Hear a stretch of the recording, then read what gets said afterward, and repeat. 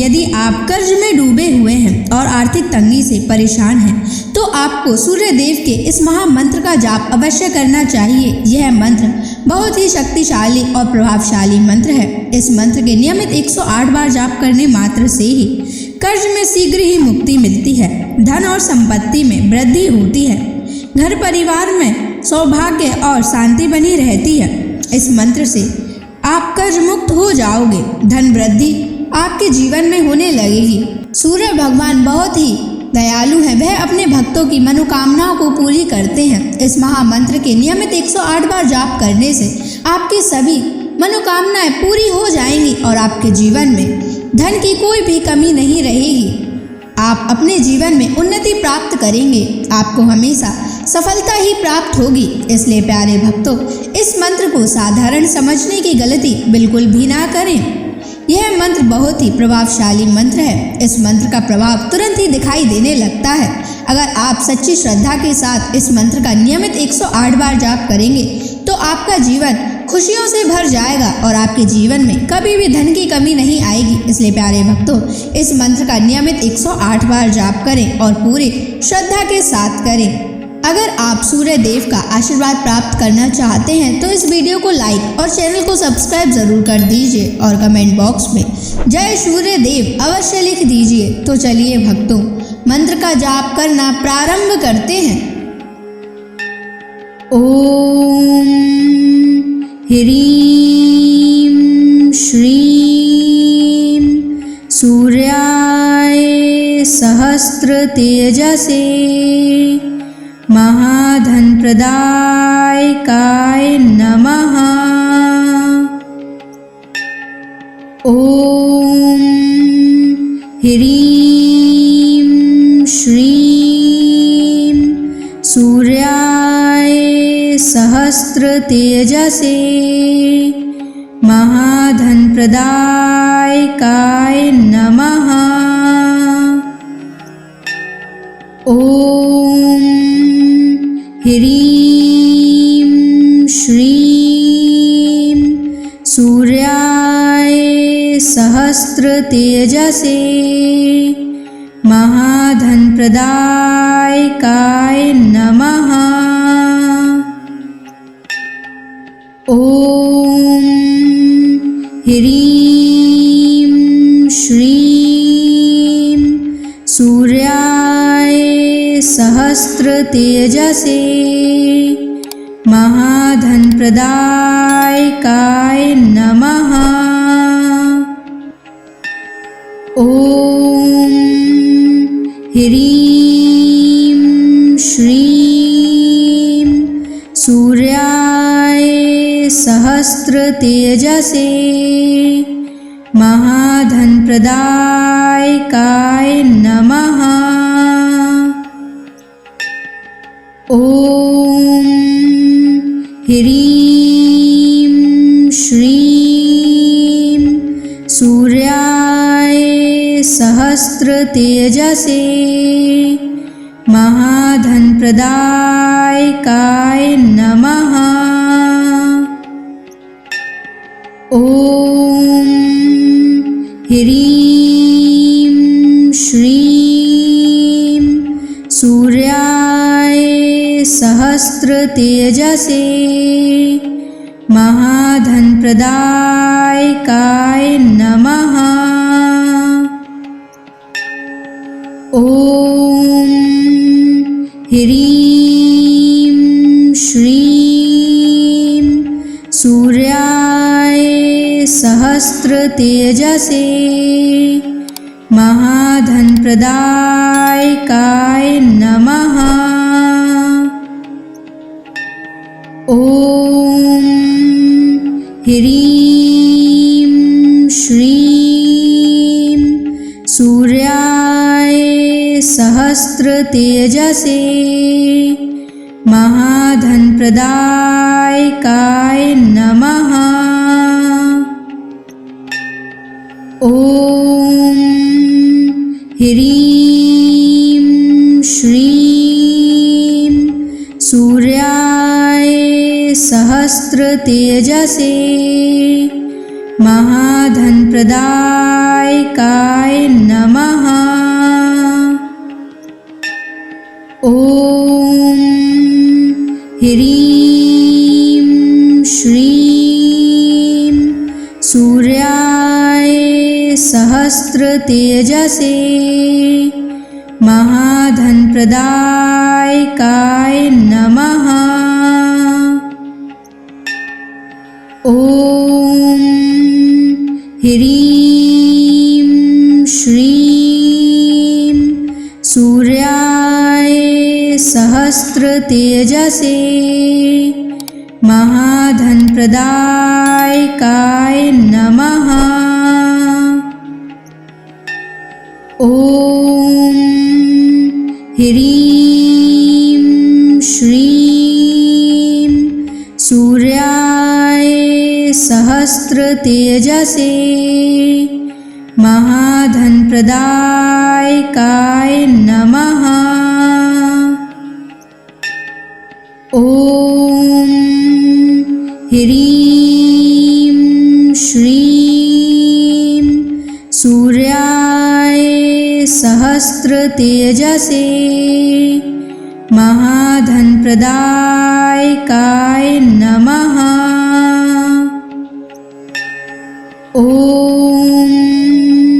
ह्रीं श्रीं सूर्याय सहस्रतेजसे महाधनप्रदायकाय नमः।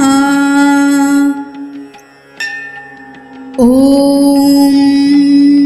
ह्रीं श्रीं सूर्याय सहस्रतेजसे महाधनप्रदायकाय नमः। ॐ ह्रीं श्रीं सूर्याय सहस्रतेजसे महाधनप्रदायकाय नमः। ॐ ह्रीं श्रीं सूर्याय सहस्रतेजसे महाधनप्रदायकाय नमः। ॐ ह्रीं श्रीं सूर्याय सहस्रतेजसे महाधनप्रदायकाय नमः। ॐ ह्रीं श्रीं सूर्याय सहस्रतेजसे महाधनप्रदायकाय नमः। ॐ ह्रीं श्रीं सूर्याय सहस्रतेजसे महाधनप्रदायकाय नमः। ॐ ह्रीं श्रीं सूर्याय सहस्रतेजसे महाधनप्रदायकाय नमः। ॐ ह्रीं श्रीं सूर्याय सहस्रतेजसे महाधनप्रदायकाय नमः। ॐ ह्रीं श्रीं सूर्याय सहस्रतेजसे महाधनप्रदायकाय नमः। ॐ ह्रीं श्रीं सूर्याय सहस्रतेजसे महाधनप्रदायकाय नमः। ॐ ह्रीं श्रीं सूर्याय सहस्रतेजसे महाधनप्रदायकाय नमः। ॐ ह्रीं श्रीं सूर्याय सहस्रतेजसे महाधनप्रदायकाय नमः। ॐ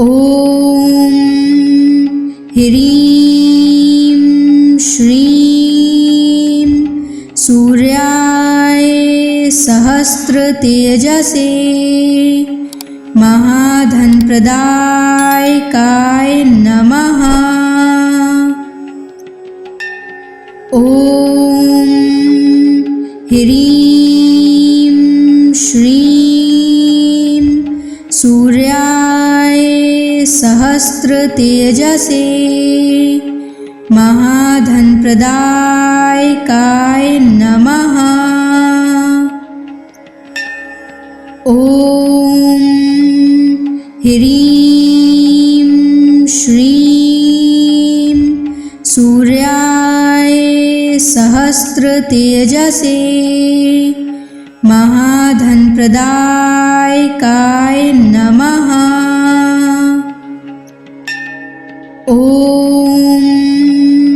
ह्रीं श्रीं सूर्याय सहस्रतेजसे महाधनप्रदायकाय नमः। ॐ ह्रीं श्रीं सूर्याय सहस्रतेजसे महाधनप्रदायकाय नमः। ॐ ह्रीं श्रीं सूर्याय सहस्रतेजसे महाधनप्रदायकाय नमः। ॐ ह्रीं श्रीं सूर्याय सहस्रतेजसे महाधनप्रदायकाय नमः। ॐ ह्रीं श्रीं सूर्याय सहस्रतेजसे महाधनप्रदायकाय नमः। ॐ ह्रीं श्रीं सूर्याय सहस्रतेजसे महाधनप्रदायकाय नमः। ॐ ह्रीं श्रीं सूर्याय सहस्रतेजसे महाधनप्रदायकाय नमः। ॐ ह्रीं श्रीं सूर्याय सहस्रतेजसे महाधनप्रदायकाय नमः। ॐ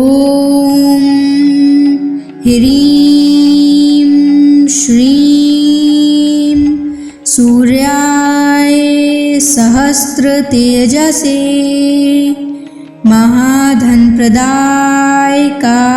नमः। ॐ ह्रीं श्रीं सूर्याय सहस्त्रतेजसे महाधनप्रदायकाय नमः। ॐ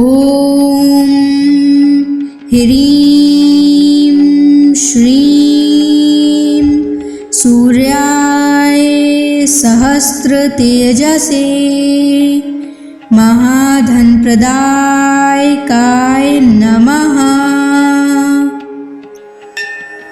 ॐ ह्रीं श्रीं सूर्याय सहस्त्रतेजसे महाधनप्रदायकाय नमः। ॐ ह्रीं श्रीं सूर्याय सहस्त्रतेजसे महाधनप्रदायकाय नमः। ॐ ह्रीं श्रीं सूर्याय सहस्त्रतेजसे महाधनप्रदायकाय नमः। ॐ ह्रीं श्रीं सूर्याय सहस्त्रतेजसे महाधनप्रदायकाय नमः। ॐ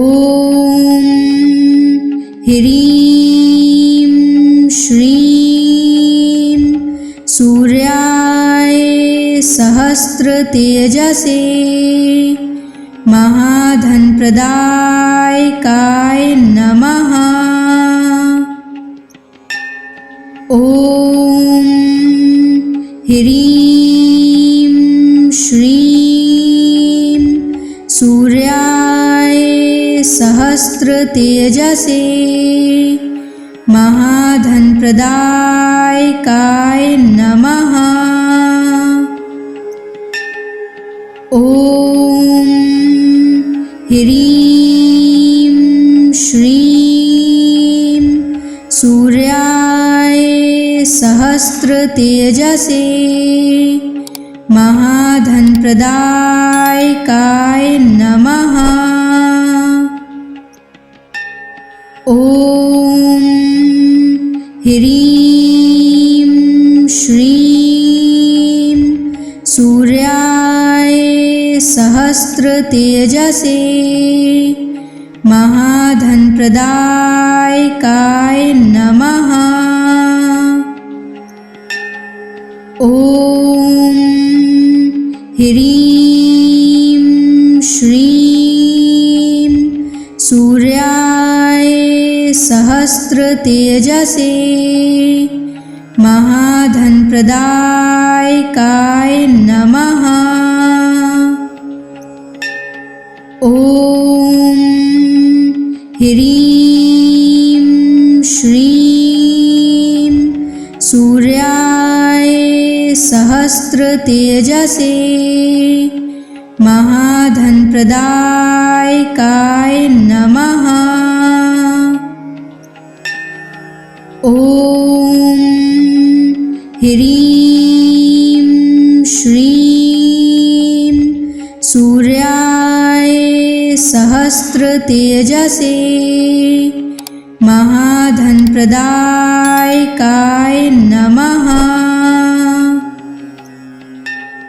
ॐ ह्रीं श्रीं सूर्याय सहस्त्रतेजसे महाधनप्रदायकाय नमः।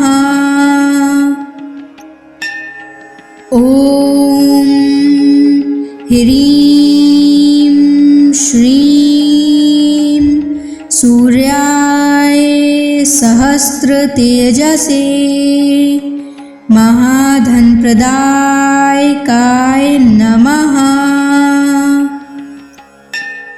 ॐ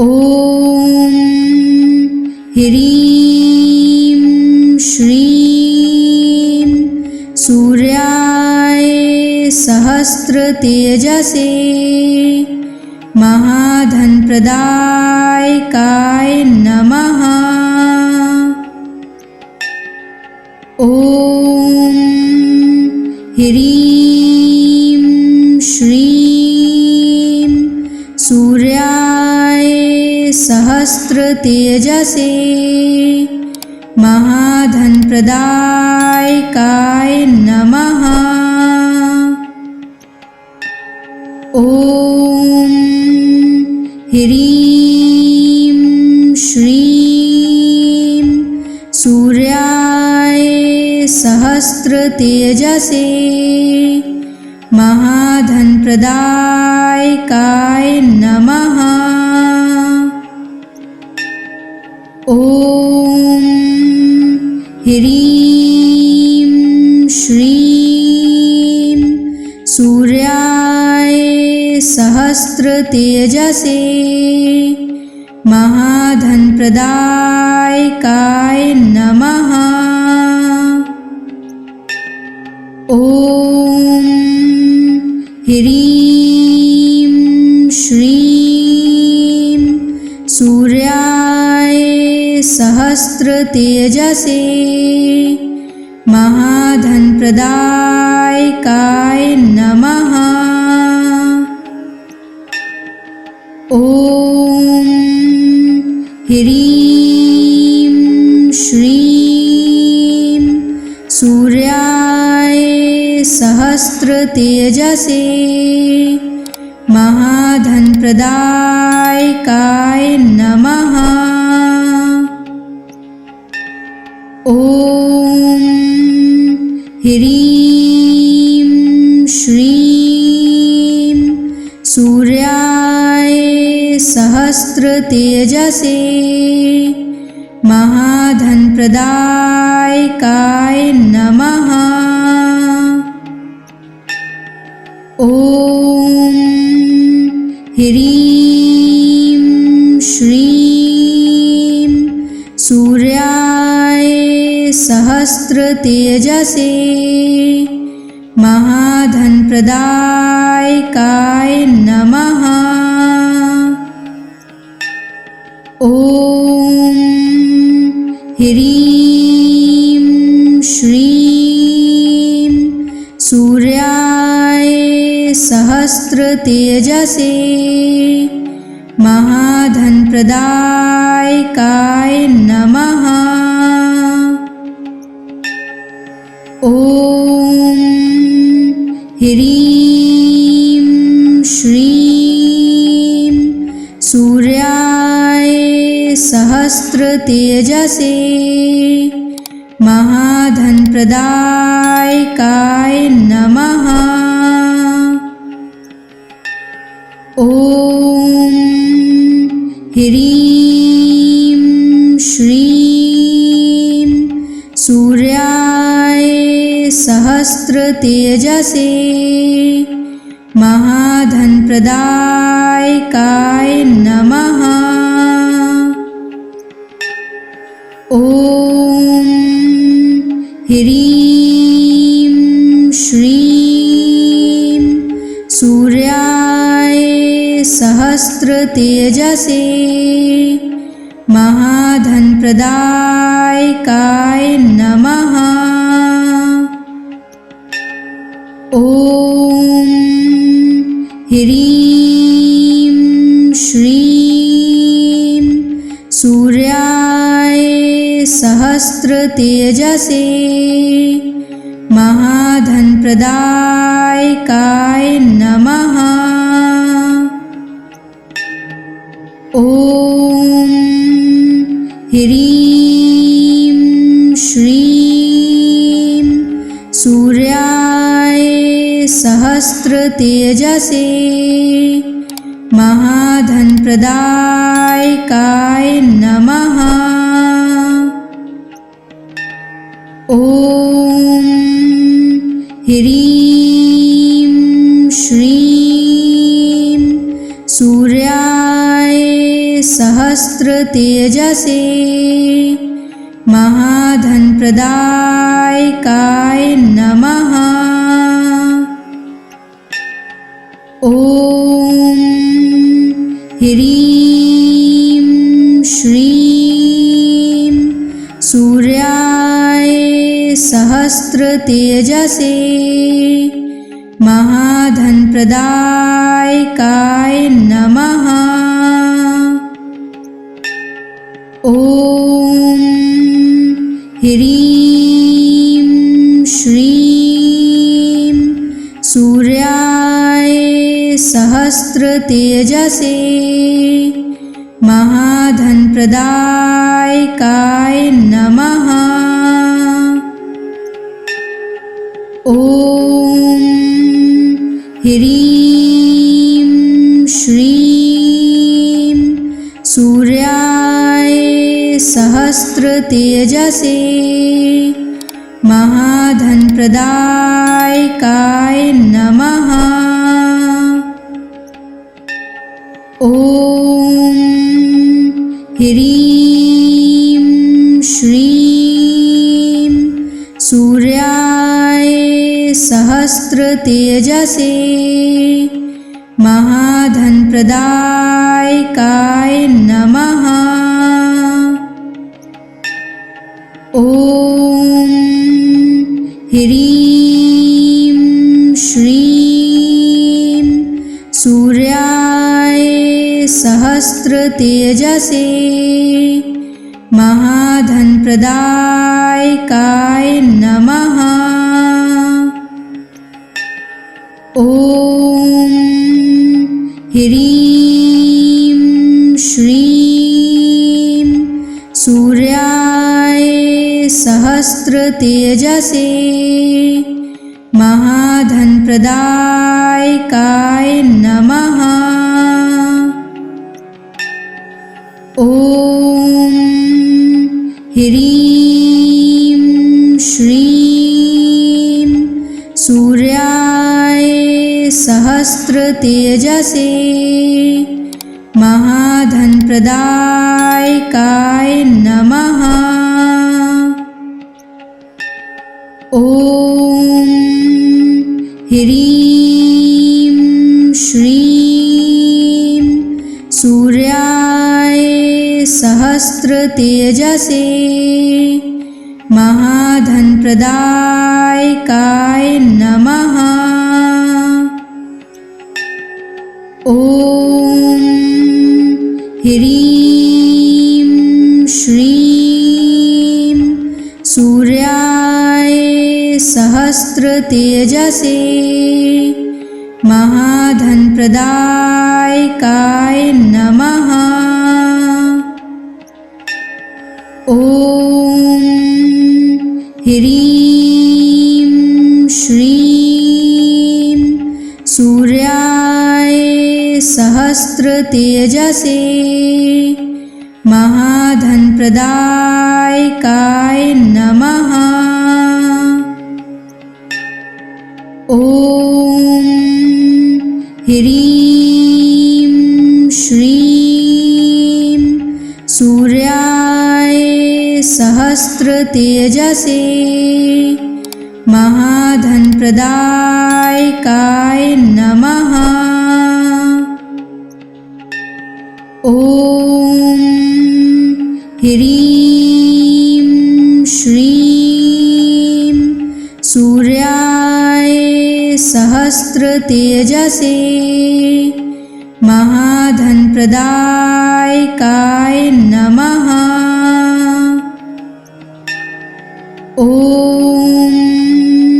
ह्रीं श्रीं सूर्याय सहस्रतेजसे महाधनप्रदायकाय नमः। ॐ ह्रीं श्रीं सूर्याय सहस्रतेजसे महाधनप्रदायकाय नमः। ॐ ह्रीं श्रीं सूर्याय सहस्रतेजसे महाधनप्रदायकाय नमः। ॐ ह्रीं श्रीं सूर्याय सहस्रतेजसे महाधनप्रदायकाय नमः। ॐ ह्रीं श्रीं सूर्याय सहस्रतेजसे महाधनप्रदायकाय नमः। ॐ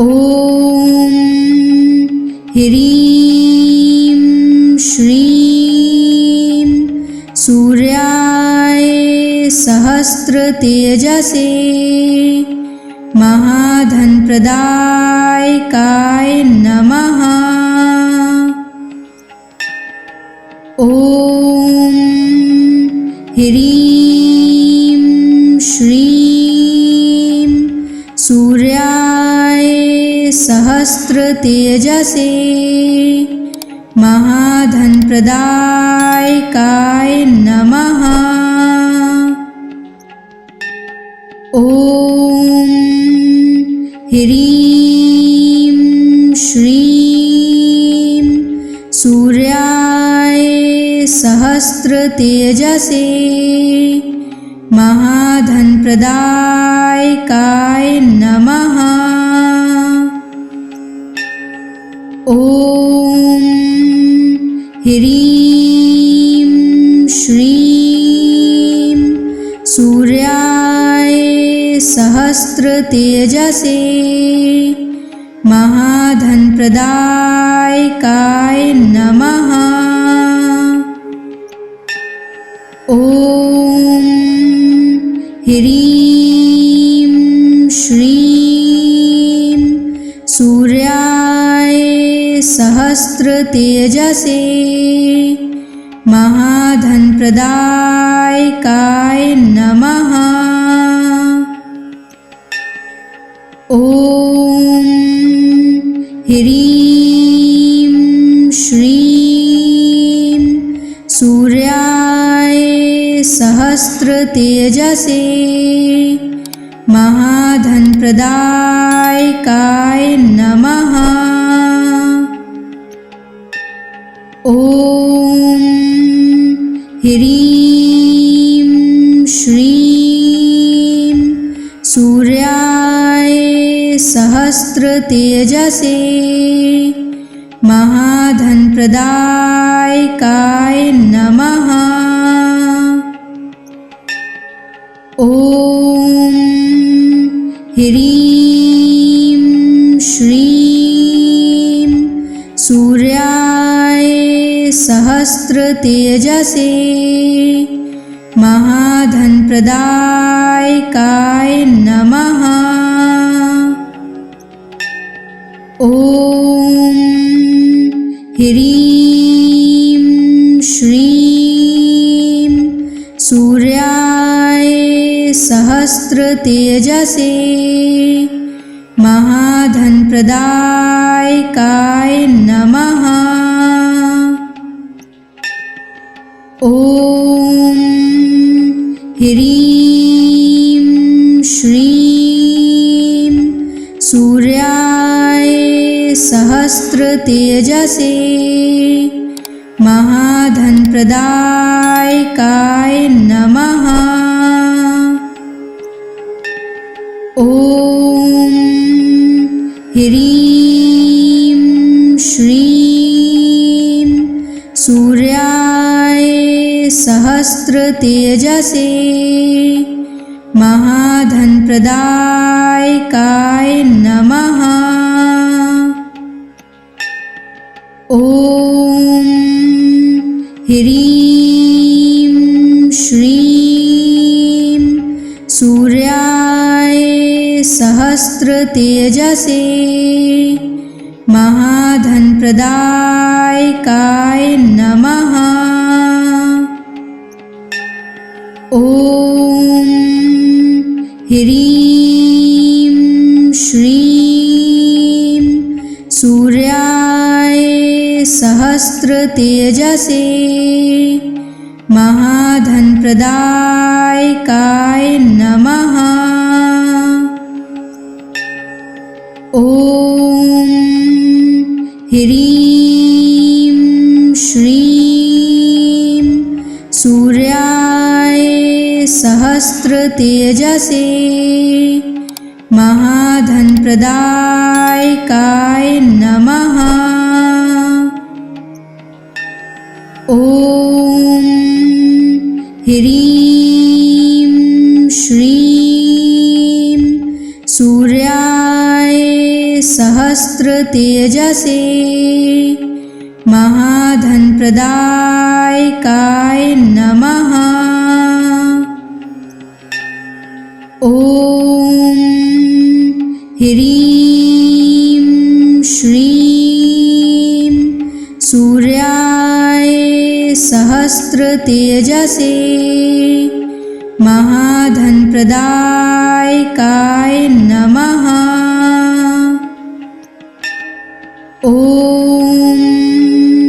ह्रीं श्रीं सूर्याय सहस्रतेजसे महाधनप्रदायकाय नमः। ॐ ह्रीं श्रीं सूर्याय सहस्रतेजसे महाधनप्रदायकाय नमः। ॐ ह्रीं श्रीं सूर्याय सहस्रतेजसे महाधनप्रदायकाय नमः। ॐ ह्रीं श्रीं सूर्याय सहस्रतेजसे महाधनप्रदायकाय नमः। ॐ ह्रीं श्रीं सूर्याय सहस्रतेजसे महाधनप्रदायकाय नमः। ॐ ह्रीं श्रीं सूर्याय सहस्रतेजसे महाधनप्रदायकाय नमः। ॐ ह्रीं श्रीं सूर्याय सहस्रतेजसे महाधनप्रदायकाय नमः। ॐ ह्रीं श्रीं सूर्याय सहस्रतेजसे महाधनप्रदायकाय नमः। ॐ ह्रीं श्रीं सूर्याय सहस्रतेजसे महाधनप्रदायकाय नमः। ॐ ह्रीं श्रीं सूर्याय सहस्त्रतेजसे महाधनप्रदायकाय नमः। ॐ ह्रीं श्रीं सूर्याय सहस्त्रतेजसे महाधनप्रदायकाय नमः। ॐ ह्रीं श्रीं सूर्याय सहस्त्रतेजसे महाधनप्रदायकाय